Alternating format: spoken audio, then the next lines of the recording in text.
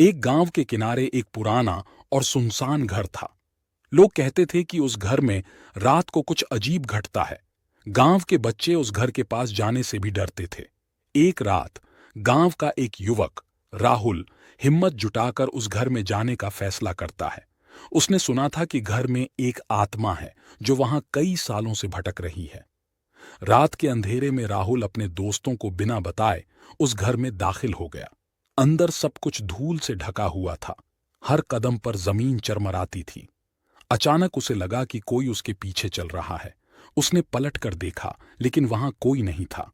फिर से उसने अपने कदम आगे बढ़ाए, तभी एक दरवाजा खुद ब खुद खुल गया।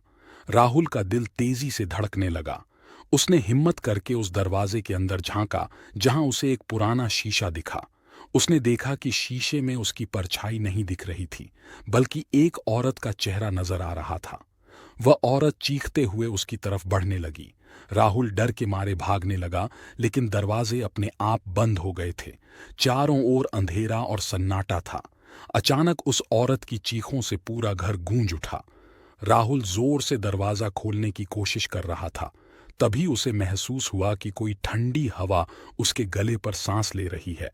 डर के मारे उसने अपनी आंखें बंद कर लीं। जब उसने फिर से आंखें खोलीं, वह घर से बाहर सड़क पर पड़ा हुआ था।